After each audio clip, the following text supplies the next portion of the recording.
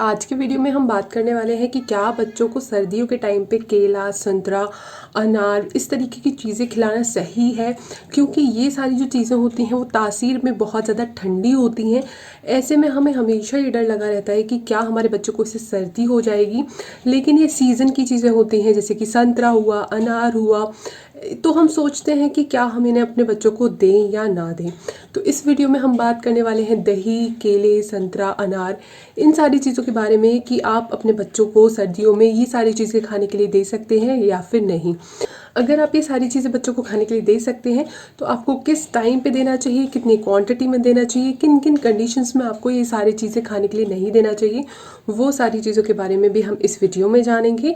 अगर आप ये सब जानना चाहते हैं देन मेक श्योर कि आप इस वीडियो को एंड तक ज़रूर देखें। तो अगर अभी तक आपने मॉम किड एक्सप्रेस को सब्सक्राइब नहीं किया है देन मेक श्योर कि आप मॉम किड एक्सप्रेस को सब्सक्राइब करके बेल नोटिफिकेशन ज़रूर प्रेस कर लीजिएगा, जिससे आने वाली हर वीडियो का नोटिफिकेशन आपको टाइम पे मिलता रहे। तो let's get started with this video. तो सबसे पहले तो हम बात करते हैं कर्ड के बारे में, क्योंकि कर्ड एक ऐसी चीज़ है जो कि हम अपने बच्चों को कोशिश करते हैं 12 महीने खिलाने की, क्योंकि कर्ड के बहुत सारे बेनिफिट्स होते हैं। इसमें बहुत ज़्यादा होता है, प्रीबायोटिक्स होते हैं बहुत ज़्यादा दही में, जो कि हमारे बच्चों को बेड बैक्टीरिया से लड़ने की क्षमता देता है।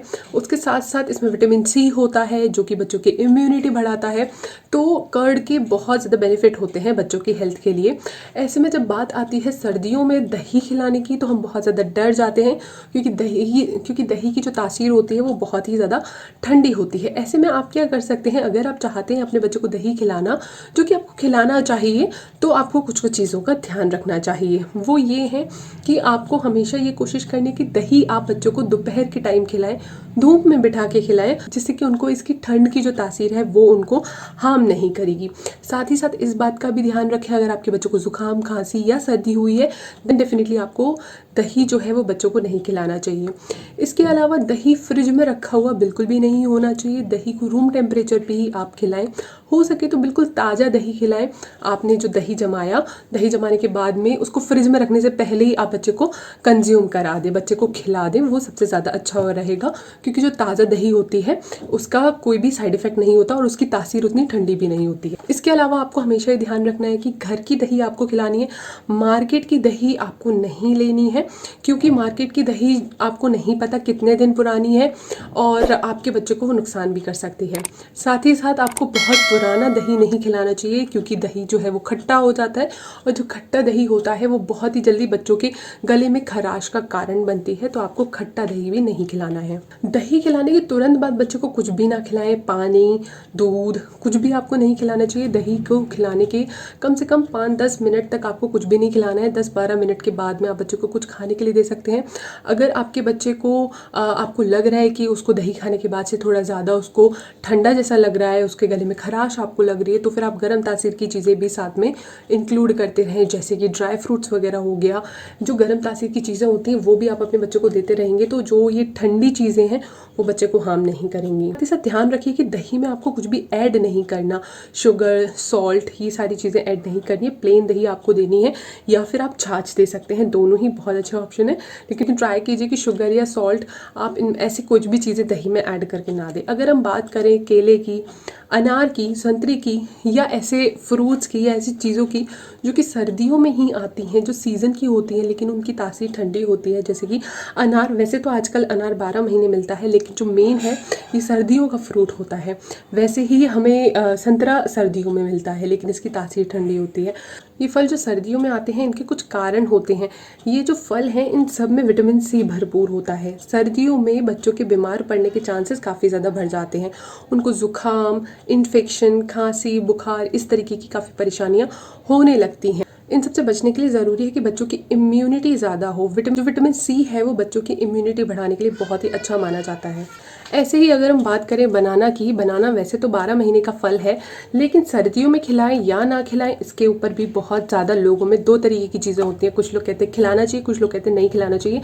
मैं कहूँगी कि आपको ज़रूर खिलाना चाहिए, क्योंकि बनाना में बहुत सारी ऐसे न्यूट्रिएंट्स होते हैं जो कि बच्चों को इन्फेक्शन से फाइट करने में बहुत ज़्यादा हेल्प करते हैं।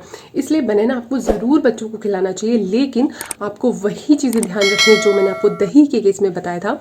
वो चीज़ें आपको संतरे के केस में भी याद रखनी है, अनार के केस में भी याद रखनी है, बनाना के केस में भी याद रखनी है, और उन सारी चीज़ों को खिलाते वक्त ध्यान रखनी है जिनकी तासीर ठंडी होती है। मैं फिर से उन पॉइंट्स को रिपीट कर देती हूँ। वो ये पहली चीज़ ताज़े फल होने चाहिए, रखे हुए फल नहीं होने चाहिए। मार्केट में जो उनके पैकेट्स में जूस आते हैं वो आपको नहीं बच्चों को देना है। ताज़े फल खिलाने हैं, धूप में खिलाने हैं, फ्रिज के नहीं खिलाने हैं।